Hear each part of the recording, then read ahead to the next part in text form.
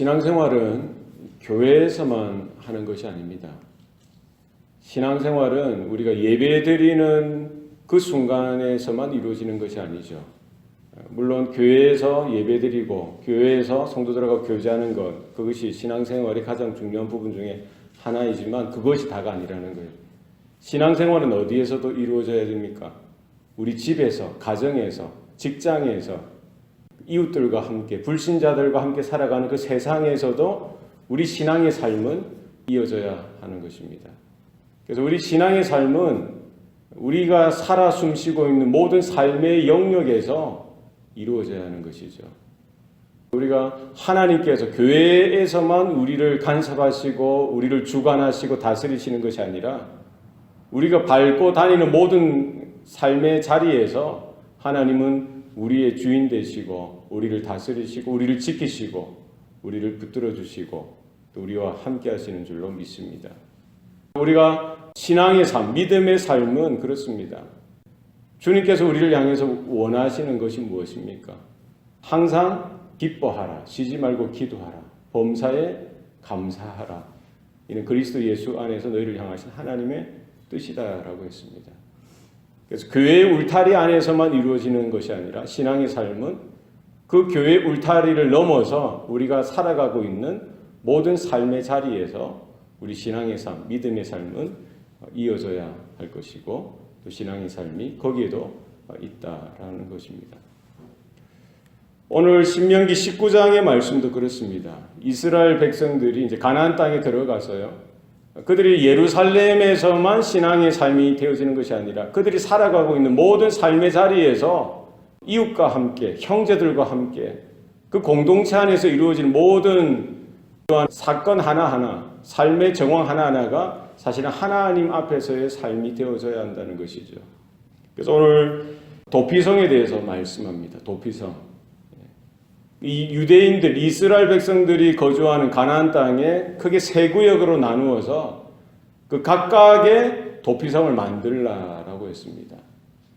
하나가 아니라 예루살렘이 아니라 그 이스라엘 전체 세 구역의 그 세 성읍을 선택해서 이 도피성을 만들라는 거예요.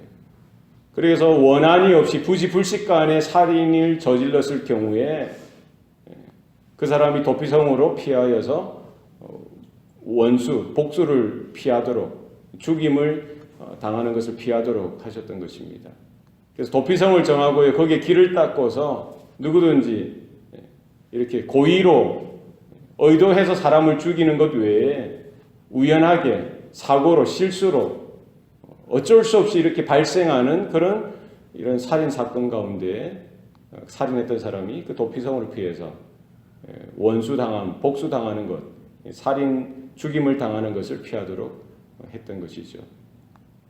예를 들어서 두세 사람이 이렇게 산에 나무를 하러 갔다가 도끼질을 하다가 도끼날이 이렇게 빠져가지고 그 옆에 일하던 친구가 맞아서 죽게 된 경우에 이렇게 도끼질을 열심히 하다가 이거는 자기가 의도한 것이 아니라는 거예요. 그런 경우에는 도피성으로 도망할 수 있도록 도피성을 준비하고 그 사람의 목숨을 이렇게 보존하도록 하셨던 것입니다. 하나님의 은혜는 예루살렘에만 머무는 것이 아니라 이스라엘 모든 삶의 자리에 전역 가운데 모든 그들이 거하는 모든 곳에 하나님의 은혜, 하나님의 죄 용서함의 은혜가 있다는 것입니다. 예수 그리스도의 제사함의 은총, 구원의 은혜는 어떤 일부의 사람들, 어떤 지역의 사람들 그들에게만 주어지는 것이 아니라 모든 세대, 모든 영역에 있는, 지역에 있는 사람들을 향해서 열려 있는 줄로 믿습니다. 하나님의 은혜는 고여 있는 것이 아니라 하나님의 은혜가 필요한 모든 곳을 향하여 열려 있고 흘러가고 있다는 사실을 기억해야 합니다. 이어서 내 이웃의 땅의 지경표를 옮기지 말라라고 하였습니다. 14절 말씀에 내 이웃의 경계표를 옮기지 말라. 경계표. 예전에는 지경표라고 되어 있어요. 경계표를 옮기지 말라.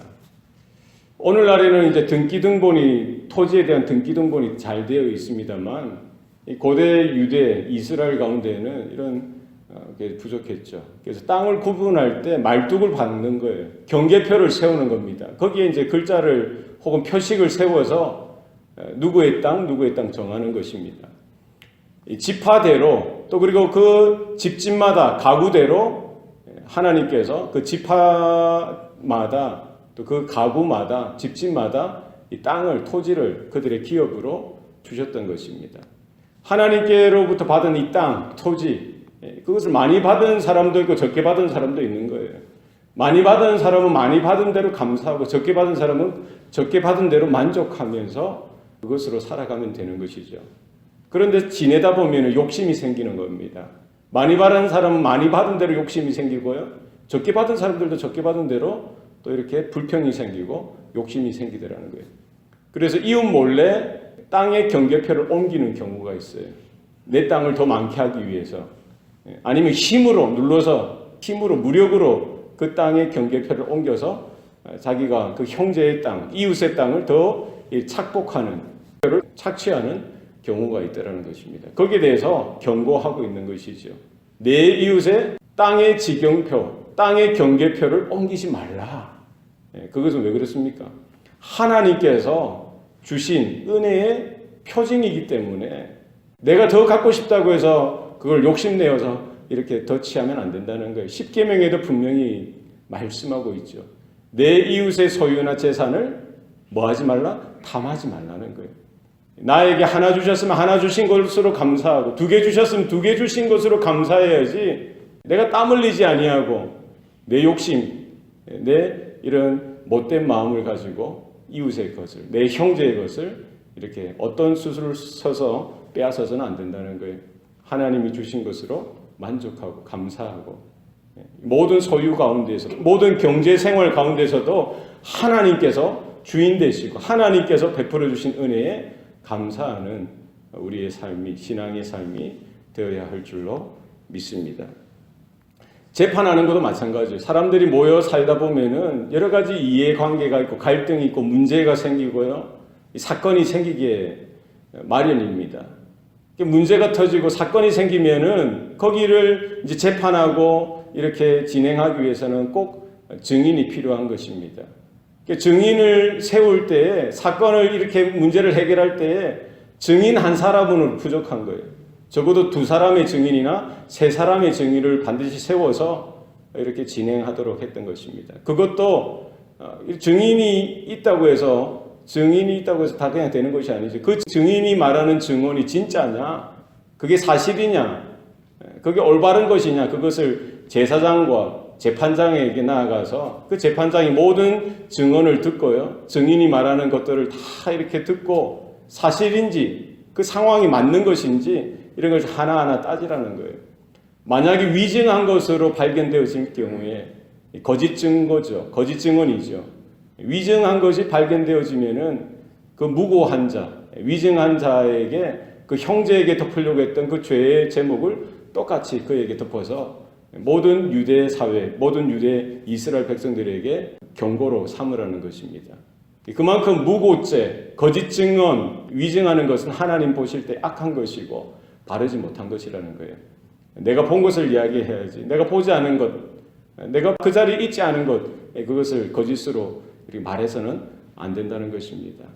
내 이웃에 대하여 거짓 증언 하지 말라. 십계명에 나와 있는 말씀입니다.